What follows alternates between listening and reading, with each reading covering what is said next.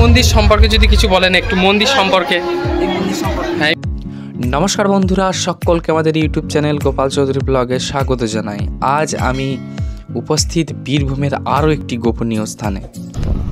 এখন আমরা দেখতে পাচ্ছি ডান দিকে যে রাস্তাটা আছে, হর হর মহাদেব কি জয়।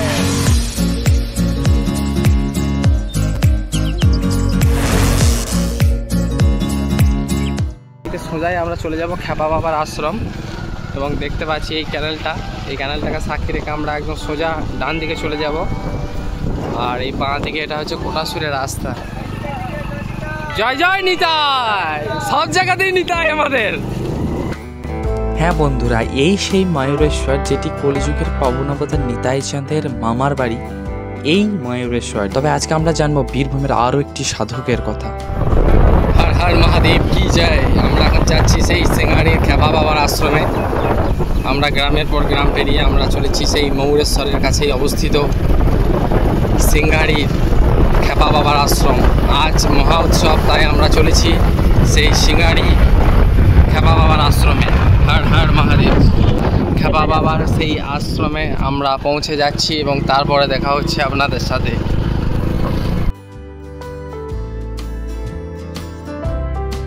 চারিদিকে শুধু সবুজ আর সবুজ, আর এমন একটি গ্রামের আঁকাবাঁকা রাস্তা, সত্যি মনোমুগ্ধকর পরিবেশ। এবার আমরা আস্তে আস্তে ফাইনালি পৌঁছেই গেলাম খ্যাপা বাবার সেই গ্রামের মধ্যে, সিঙ্গাড়ির মধ্যে। এটি বীরভূমের খুবই একটি জনপ্রিয় স্থান বলা যেতে পারে, একটি সাধকের মহান জন্মভূমি বলা যেতে পারে। আজ সেই সাধকের সিদ্ধি লাভ দিবস। আমরা জানবো এবং দেখবো সেই স্থান, সবই দেখাবো। সাথেই থাকুন, আর আমাদের চ্যানেলে নতুন হয়ে থাকলে চ্যানেলটি সাবস্ক্রাইব করতে ভুলবেন না। তো সম্পূর্ণ ভিডিওটা দেখতে থাকুন।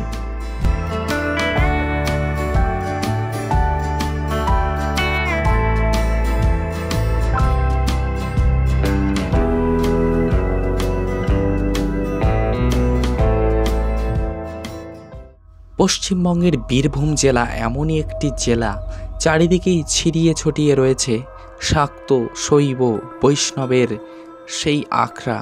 তেমনই পাশাপাশি তারাপীঠের যেমন সাধক বামাখ্যাপা সিদ্ধিলাভ করেছিলেন, তেমনি বীরভূমের আরও একটি সাধক, লোকমুখে প্রচলিত খ্যাপা বাবা নামে তিনি।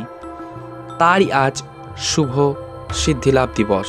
তিনি এই আজকের দিবসে সিদ্ধিলাভ করেছিলেন।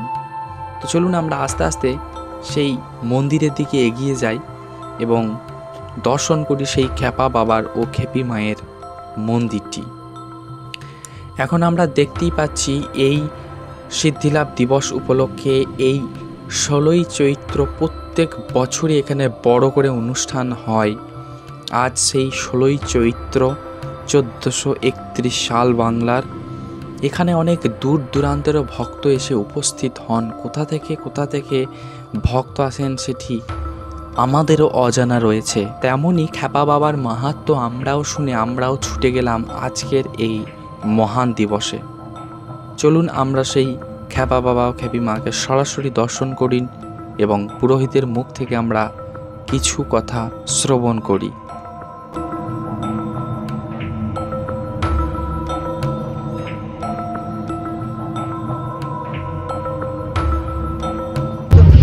মন্দির সম্পর্কে যদি কিছু বলেন একটু মন্দির সম্পর্কে। হ্যাঁ, এই মন্দিরটার নাম খ্যাপা বাবার আশ্রম, তাই তো?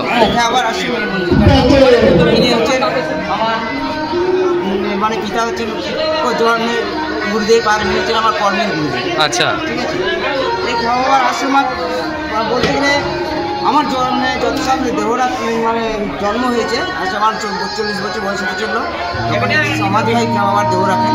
আচ্ছা, সেই সময় থেকে আশ্রম বহু কারণে, শুধু একটাই নয়, মানুষের যে জীবনের প্রতিনিয়ত কীভাবে জীবনধারা চলে, কীভাবে চালাতে হয়, এই যে খ্যাপা বাবার যে কার্যগুলো ছিল শিক্ষামূলক, সেইগুলোর মাধ্যমে আজও তা সেই প্রচারের মাধ্যমে আর এই মন্দির খালি হাতে ফিরে যায়নি। খ্যাপা তাদের প্রতি অশেষ কৃপা করেছে। তিনি বীরভূমের একজন মহান সাধক এবং তিনি মনোবাঞ্ছা পূরণকারীও বলা যায়। এখানে হাজারো হাজারো ভক্তের মনস্কামনা পূরণ হয়, তাই তো আজ ছুটে আসে বহু দূর দূরান্তের ভক্তরা এবং এই খ্যাপা বাবার তিরোধান দিবস কার্তিক মাসের 19 তারিখ। সেই দিনও যথেষ্ট পরিমাণে ভিড় হয় এই মন্দিরে এবং প্রতিটি অমাবস্যাতে এই মন্দিরের অনেক অনেক ভক্তরা রয়েছেন যারা ভান্ডারা দেন এবং ভক্তদের প্রসাদ পাওয়ান। ভক্তরা আজ আপনারা এমন একটি মহাসিদ্ধ পুরুষের দিব্য ভূমি আপনারা দর্শন করলেন, অতি পাবন ভূমি বলা যায়। এই সেই পঞ্চমুণ্ডির আসন যেখানে তিনি সিদ্ধি লাভ করেছিলেন রাত্রির পর রাত্রি ধরে যোগ সাধনা করে। জয় খেপা বাবা মহারাজ কি জয়। আর এই সিঙ্গারি গ্রামের মধ্যে মন্দিরের পাশেই রয়েছে একটি কালী মন্দির এবং কালী মন্দিরের পাশেই রয়েছে একটি বিশাল বড় তেঁতুল গাছ। সেই গাছটি সত্যিই চমৎকার করে দেয় মানুষকে, এক দৃষ্টিতে যদি তাকিয়ে থাকা হয় এর সত্যি অদ্ভুত একটি বড় তেঁতুল বৃক্ষ বলা যায়। এই সিঙ্গারি গ্রামের মধ্যেই এখন যে আমরা ঘাটটি দেখছি এই ঘাটটি খ্যাপা বাবা ও খেপি মায়ের ঘাট নামেই পরিচিত। অবশ্যই এই সিঙ্গারি মন্দির দর্শনের উদ্দেশ্যে এলে অবশ্যই এই পুষ্করিণীর জল অবশ্যই স্পর্শ করবেন।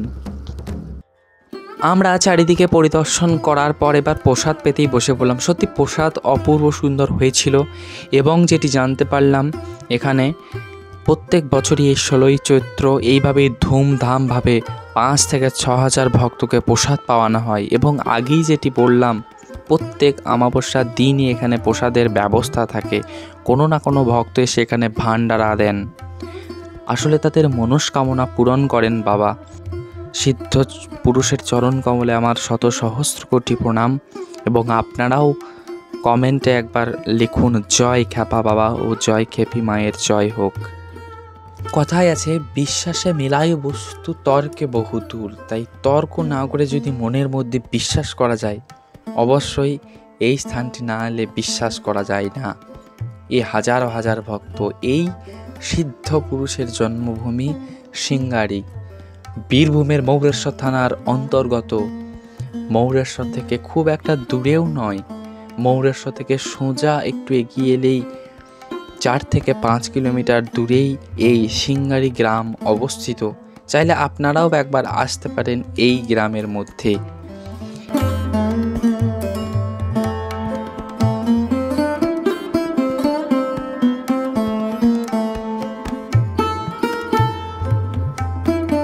ইতিমধ্যেই আমরা আবার মন্দির থেকে বেরিয়ে একদম মৌরেশ্বরের মধ্যে এসে পৌঁছালাম এবং মৌরেশ্বরের চারমাথা মোড় থেকে বাঁ দিকে যে রাস্তাটি যাচ্ছে এটি হচ্ছে স্বয়ং কলিযুগের পাবন অবতার শ্রীমান নিতাই চাঁদের জন্মভূমির রোড এবং সামনে যে রাস্তাটা যাচ্ছি এই রাস্তাটি হচ্ছে নিতাই চাঁদের মামার বাড়ি ময়ূরেশ্বর। তো অবশ্যই এই মৌরেশ্বরের মধ্যে নিতাই চাঁদের মামার বাড়ি আছে, এটিও পরবর্তী একটি ভিডিওতে আমি তুলে ধরার চেষ্টা করব। দেখা হচ্ছে পরের কোনো ভিডিওতে, ততক্ষণ সবাই ভালো থাকুন, সুস্থ থাকুন আর আমাদের চ্যানেলে নতুন হয়ে থাকলে চ্যানেলটিকে সাবস্ক্রাইব করে পাশে থাকুন। ধন্যবাদ।